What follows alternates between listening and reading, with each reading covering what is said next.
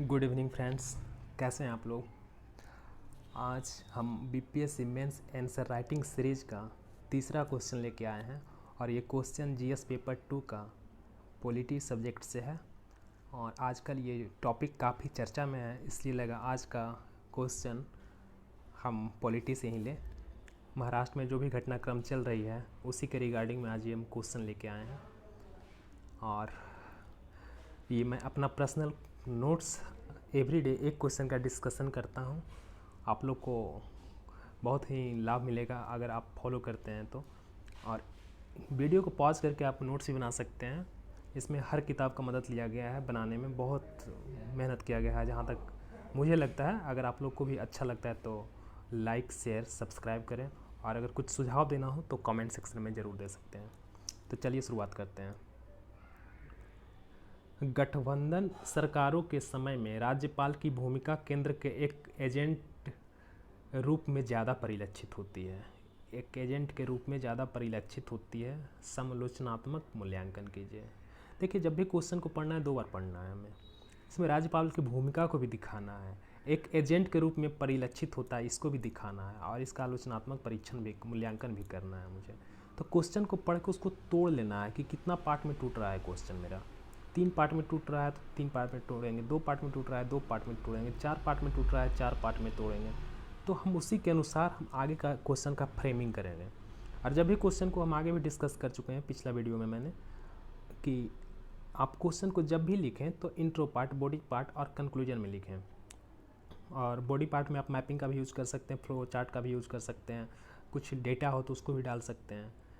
तो उससे क्वेश्चन का एक परफेक्ट आंसर तैयार होता है। जांचने वालों को भी मज़ा आता है कि नहीं यार, क्वेश्चन को मेहनत किया है। 400 वर्ड में आपको लिखना होता है, आप 100 वर्ड 200 वर्ड में नहीं लिखना है कि आप पूरा कुछ लिख के निकल गए। नहीं, 400 वर्ड में आपको एक प्रॉपर आंसर लिखना होता है, तो आपको टाइम देना पड़ेगा। चलिए, हमारा देश का संविधान संघात्मक है। जिस तरह केंद्र में राष्ट्र का प्रमुख राष्ट्रपति होता है तथा शासन प्रमुख प्रधानमंत्री, उसी तरह राज्यों में राज्य का प्रमुख राज्यपाल तथा शासन का प्रमुख मुख्यमंत्री होता है।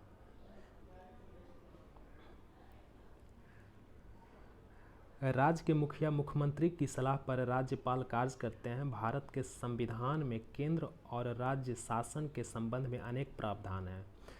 और जब भी इंट्रो पार्ट लिखना है दोस्तों, तो एक चीज़ ध्यान रखना है कि हमें उसमें नीति आयोग का रिपोर्ट हो, संविधान का अनुच्छेद हो, या विश्व बैंक का कोई डाटा हो, है ना, कुछ भी हो, यूएनओ का कोई रिपोर्ट आया हो, या कुछ भी गरीबी से रिपोर्ट हो, कुछ भी अगर उस टाइप का क्वेश्चन आए तो वहीं से शुरुआत करना है। अगर नहीं कुछ समझ में आया, अगर कुछ तो कोई फिलोसफर अगर कोई स्टेटमेंट अपना दी हो तो वहाँ से शुरुआत कर सकते हैं। तो एक क्वेश्चन में एक लय आ जाता है, एक अट्रैक्शन आ जाता है, तो जांचने वालों को एक इंटरेस्ट पैदा होता है। तो आपका क्वेश्चन को पढ़ेंगे, पढ़ने के बाद लगेगा कि नहीं सही आंसर किया हुआ है, तो आपको ज़्यादा मार्क्स मिलने की संभावना होता है।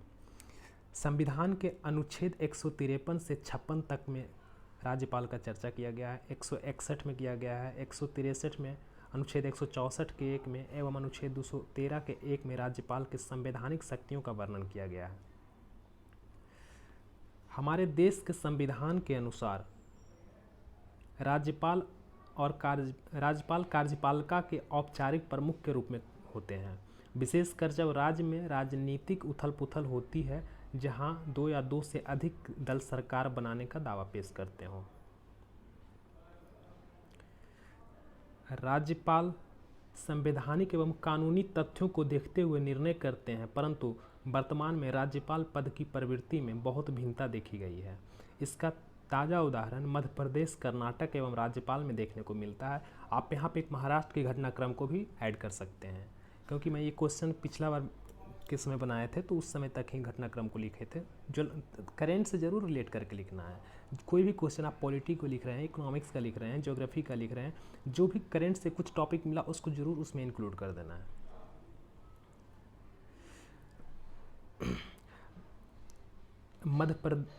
मध्य प्रदेश विधानसभा चुनावों में कांग्रेस पार्टी को बहुमत मिला, कर्नाटक में किसी भी दल को बहुमत नहीं मिला, एवं हाल ही में राजस्थान में कांग्रेस पार्टी की सरकार में बिखराव देखने को मिला। लेकिन केंद्र में सत्तावादी दल भाजपा एक सेकेंड, यहाँ पे भाजपा लिखने का मेरा औचित्य ये नहीं कि मैं भाजपा को सिर्फ तानाशाही दल के रूप में बता रहा हूँ। यहाँ पे भाजपा की जगह अगर कांग्रेस होती या किसी अन्य राजनीतिक पार्टियाँ होती, वो भी सत्ता उनके हाथों में होती, तो वो भी इस तरह की चीज़ हथकंडा अपनाते हैं, अन्य राजनीतिक दलों पे अपना दबाव बनाते हैं। भाजपा होने के कारण तथा अन्य संवैधानिक अंग जैसे सीबीआई, इनकम टैक्स एवं ईडी का भय का उपयोग विपक्षी पार्टी पर एवं राज्यपाल द्वारा परोक्ष रूप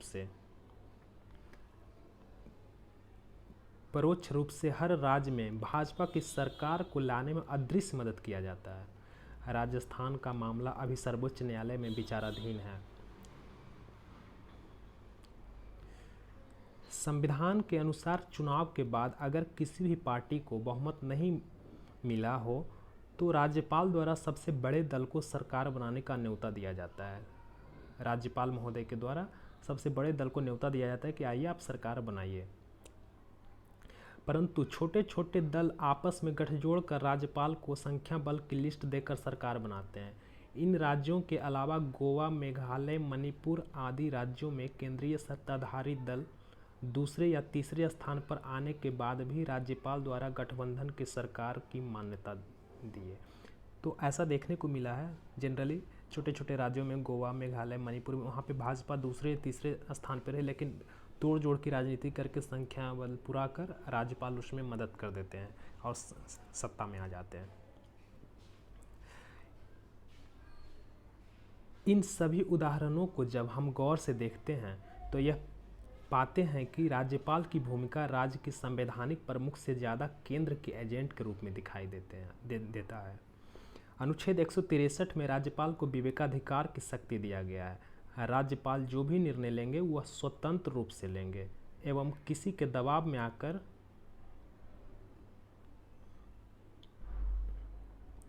नहीं लेंगे। इसी के परिप्रेक्ष्य में कहा गया है कि न्यायालय की दखल अंदाजी नहीं कर सकते, न्यायालय भी उसमें दखल अंदाजी नहीं कर सकते। परंतु 1994 में बोम्मई जजमेंट में कोर्ट ने कहा किसी भी राज्य सरकार को बहुमत परीक्षण राजभवन, होटल, सीएम हाउस या रिजॉर्ट की जगह विधानमंडल में होना चाहिए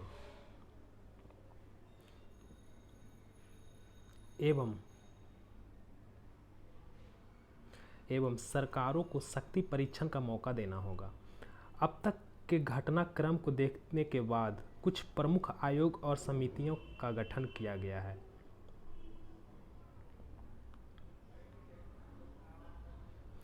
केंद्र राज्यों के संबंध पर फिर भी राज्यपाल के पद विवाद से बाहर नहीं निकल पाए हैं। प्रमुख समितियों का गठन किया गया, प्रमुख आयोग और समितियों का गठन किया गया जो निम्न है, इस प्रकार है।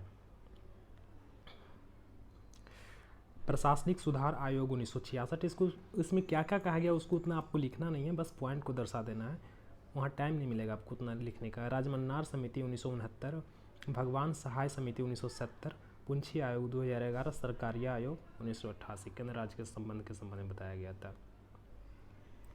इन सभी आयोगों और समितियों के सुझाव व सिफारिशों के बावजूद भी ज़्यादा सुधार देखने को नहीं मिला। इन समिति और आयोगों का प्रमुख सुझाव निम्नलिखित है। पहला सुझाव, राज्यपाल की नियुक्ति मुख्यमंत्री के परामर्श से हो। सेंटर मुख्यमंत्री से निर्णय ले कि किसको राज्यपाल बनाना है, ये समिति का सुझाव था। राज्यपाल को स्वविवेक निर्णय का अधिकार हो। किसी पार्टी को बहुमत नहीं मिलने पर राज्यपाल अधिवेशन को बुलाना। अगर कोई पार्टी को बहुमत नहीं मिला तो राज्यपाल अधिवेशन को बुलाए और वहाँ पे पता चले कि किसको कितना बहुमत है, कौन सरकार बना सकता है या नहीं बना सकता है। बहुमत से चुने गए व्यक्ति को मुख्यमंत्री नियुक्त करना आदि प्रमुख सुझाव था। अब जो इसमें बॉडी पार्ट में डिमांड किया गया था वो चीज़ दे दिया। और देखिए लास्ट पैरा जो होता है वो मेरा कंक्लूजन से संबंधित होता है। जब भी लिखना है कंक्लूजन में तो पॉजिटिविटी दिखाना है उसमें। अंततः हम कह सकते हैं कि राज्यपाल की भूमिका जो हमारे संवैधानिक व्यवस्था में है उसे मजबूत बनाना होगा एवं केंद्र के इशारे पर काम करने से उनकी छवि धूमिल होती है तथा उनके जो अधिकार एवं कर्तव्य है उस पर परिचर्चा एवं बहस के माध्यम से प्रतिनिधि को अवगत होना चाहिए। राज्यपाल और इस तरह के व्यक्ति को अपने राजनीतिक निष्ठाओं को भूलकर निष्पक्ष ढंग से काम करना चाहिए, जिससे जनता द्वारा चुने गए बहुमत की सरकार निर्भीक होकर काम कर सके, देश व राज्य को बुलंदियों के शिखर पर तथा जनता का जीवन स्तर को सुधार कर सके। ये इसका परफेक्ट आंसर था। दोस्तों, अगर आपको लगता है कि ये क्वेश्चन एक मॉडल आंसर है राज्यपाल के लिए, राज्यपाल का जो इस तरह का धूमिल छवि आजकल धूमिल हो रही है, तो उसको आप नोट डाउन कर सकते हैं और आगे आने वाले एग्ज़ाम के लिए बहुत इंपॉर्टेंट होने वाला है। बीपीएससी सीडीपीओ के मेंस के लिए, 67वीं के मेंस के लिए। और अगर मेरा प्रयास आपको अच्छा लगता है तो प्लीज़ लाइक, शेयर और सब्सक्राइब ज़रूर करें। Thank you.